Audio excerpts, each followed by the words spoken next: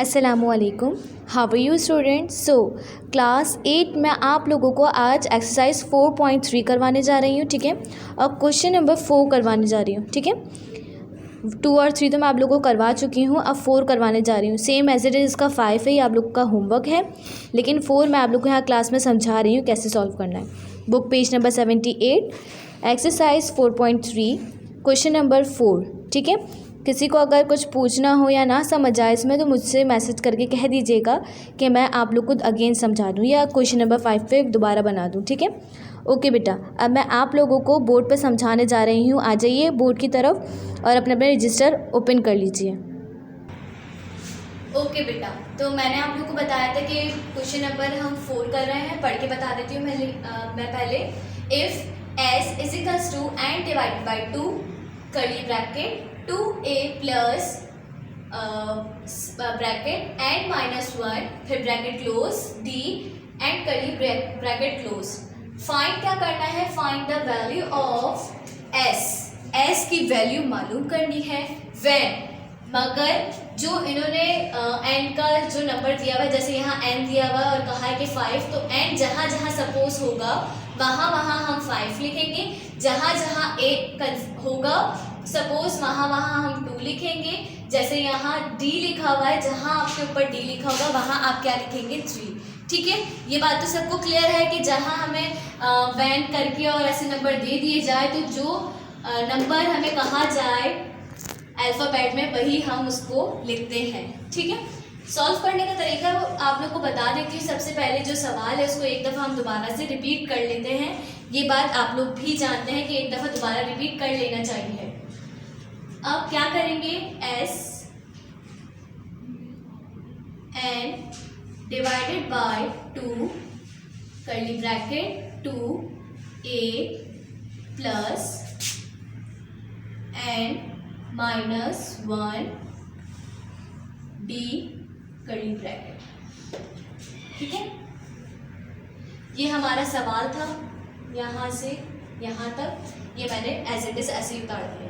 अब मैं क्या करूँगी कि वैल्यूज़ पुट करूँगी जहाँ जहाँ n की जगह 5 है, a की जगह 2 है और n की जगह 5 आ जाएगा और d की जगह 3 आ जाएगा।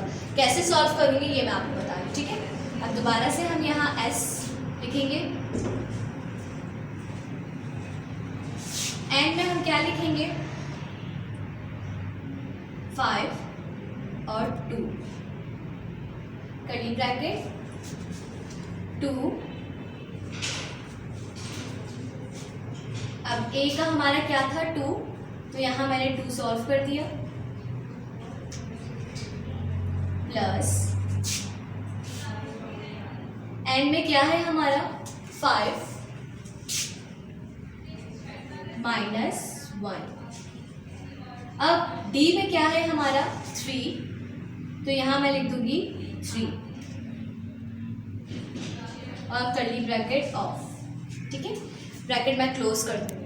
अब उसके बाद सबसे पहले क्या करते हैं? हम ब्रैकेट देखते हैं, ब्रैकेट को मल्टीप्लाई करते हैं। तो इसी तरीके से मैं यहाँ s is equals to 5 divided by 2 फिर कर्ली ब्रैकेट 2 2 से क्या हो जाएगा?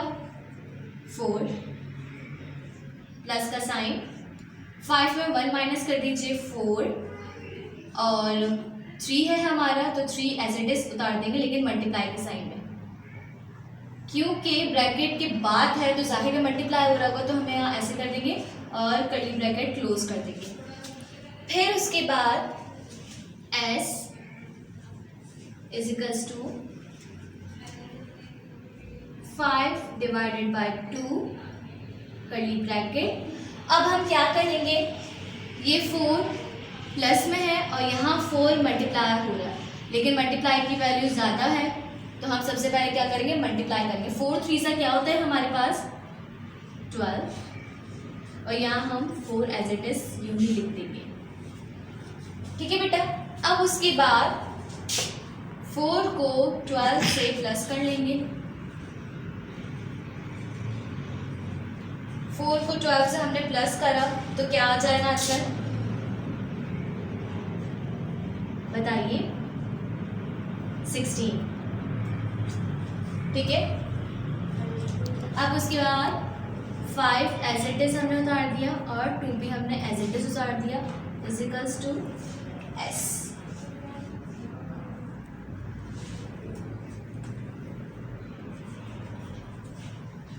अब उसके बाद क्या करेंगे, ये 16 है, ये 2 है।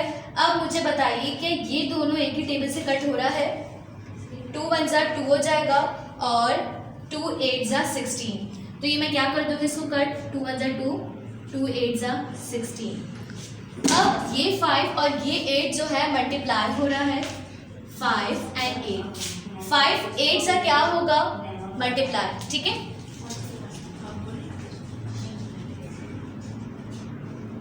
5 को 8 से जब हम मल्टीप्लाई कर देंगे तो आंसर आएगा हमारा 40, और ये क्या हो गया हमारा आंसर। s हमने फाइंड कर दिया, s का आंसर आया 40। दोबारा से मैं रिपीट कर देती हूँ एक दफा। पहले जो सवाल लिखा था हमने वो एज इट इज लिख दिया, फिर हमें वैल्यू सपोज करके बताना था, वो भी हमने यहाँ तक लिख दिया। फिर उसके बाद पहले स्टेप में, थर्ड स्टेप में हम ये करेंगे कि पहले ब्रैकेट सॉल्व करेंगे। ब्रैकेट सॉल्व करने के बाद फिर ये वाले स्टेप फोर्थ स्टेप पर आएंगे और प्लस मल्टीप्लाई करेंगे। पहले मल्टीप्लाई कर दिया था, फिर 4 बचा, वो मैंने एज इट इज ऐसे ही लिख दिया। उसके बाद सेकंड लास्ट स्टेप में 4 और 12 को मैंने प्लस कर दिया, 16 हो गया। 5 divided by 2 as it is ऐसे ही आ गया। अब 2 एंड 16 जो है एक ही टेबल में आता था, ठीक है, एक ही टेबल में आ रहा था, तो 2 1 जा 2 एंड 2 8 जा 16 कट हो गया। 1 हम नहीं लिखते, 1 की कोई वैल्यू नहीं होती। अब 8 है एंड 5 है, 5 और 8 को मल्टीप्लाई कर देंगे क्योंकि जाहिर है ये कर्ली ब्रैकेट में है और बाहर जो है डिवाइड में है, तो 5 8 जा 40 हमारा आंसर। अब क्वेश्चन नंबर 5 जो है बेटा आप लोग को सॉल्व करेंगे, ठीक ऐसे ही होगा। ओके बेटा, कुछ पूछना हो मुझसे पूछ लीजिएगा, बहुत इजी है। पहले भी आप लोगों ने 2 और 3 करे थे और मुझे पता है कि आप लोग ये वाला भी कर लेंगे, ठीक है। Thank you.